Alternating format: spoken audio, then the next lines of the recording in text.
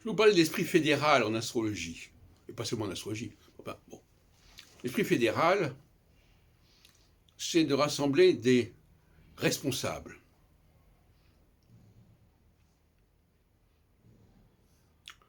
Des gens qui représentent, qui sont à la tête d'un mouvement, d'une société, d'une association.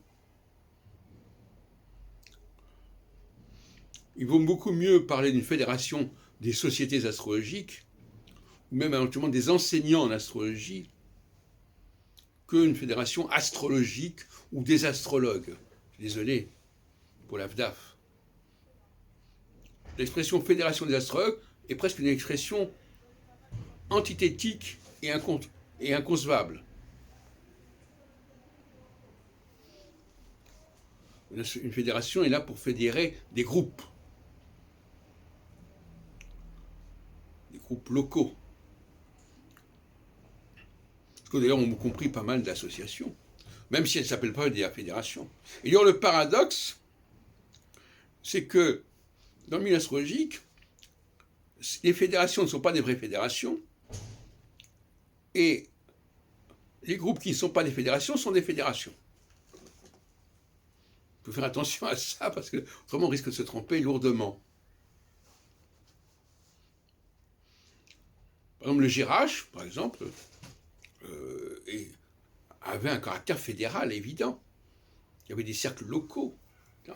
Bon, alors évidemment, le cercle local, c'est pas la même chose que. Alors, le cercle local, c'est plutôt une déconcentration. C'est-à-dire, on va susciter des cercles locaux. On va créer des cercles locaux. Mais moi, je ne trouve pas que ce soit la meilleure solution. Ça, c'est encore une solution non vraiment fédérale. Mais la véritable démarche, c'est de prendre des structures qui sont déjà existantes, qui ont déjà leur propre histoire, et de les intégrer dans un ensemble. C'est pas de créer artificiellement, si on peut dire, des cercles locaux. Et quand j'ai publié le guide de la vie astrologique en 1984, dans un compte-rendu, Maurice Charvet avait signalé que ce n'était pas normal que l'on organise différentes activités et congrès avec l'aide de cercles locaux, avec l'aide de structures locales. Ce n'était pas du jeu. Et qu'on s'en servait. Mais ça ne veut rien dire. Le fédéralisme, c'est le fédéralisme. Mouvement astrologique unifié, le mot unifié, que nous avons choisi, au début c'était universitaire, mais MAU, c'est devenu très rapidement unifié. Et bien, unifié, ça veut dire la même chose que fédéral.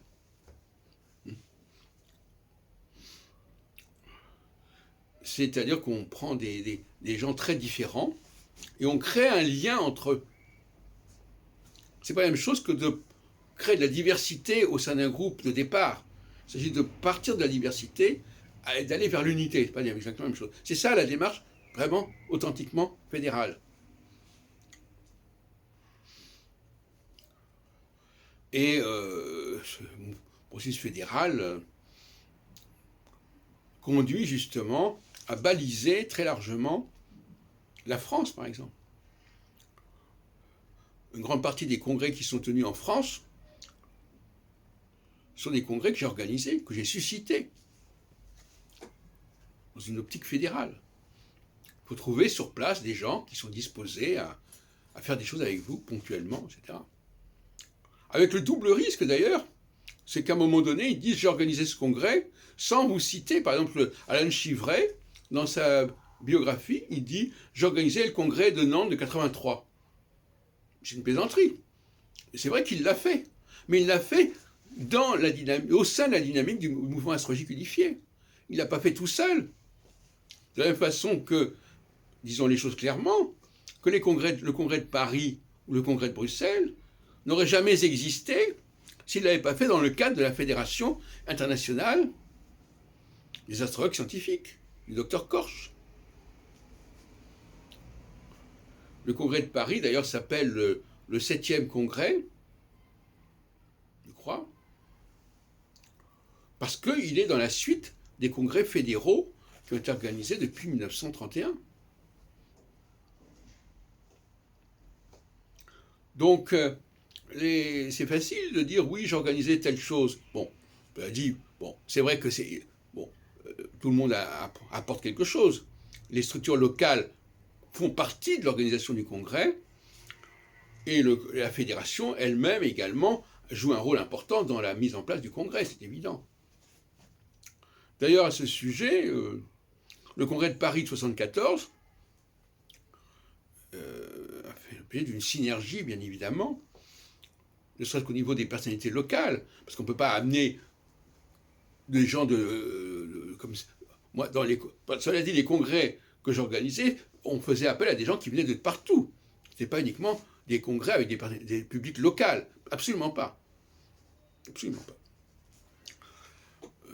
Donc, oui, il y a à la fois une possibilité de faire connaître les gens du cru, mais aussi, tout simplement, sont des lieux de rencontre pour tous les gens de la fédération en général, qui se retrouvent à tel et tel endroit, que ce soit à Amiens, que ce soit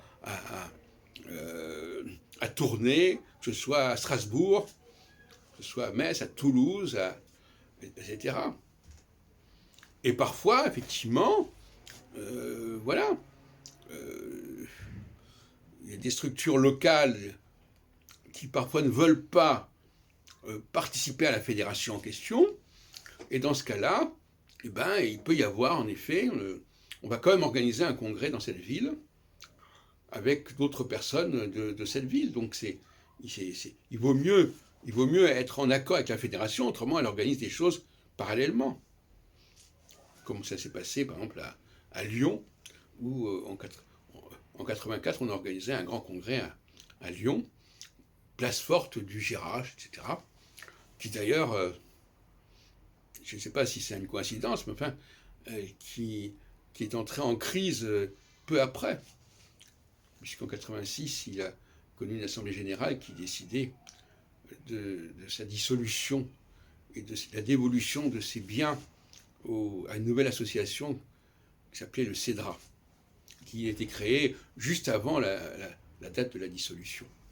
Donc là aussi, c'est pas très sérieux. Une dissolution où au lieu de donner les biens à une structure qui existe déjà, on va créer une structure spécialement pour la circonstance. C'est pas ce que j'appelle une façon très sérieuse de fonctionner.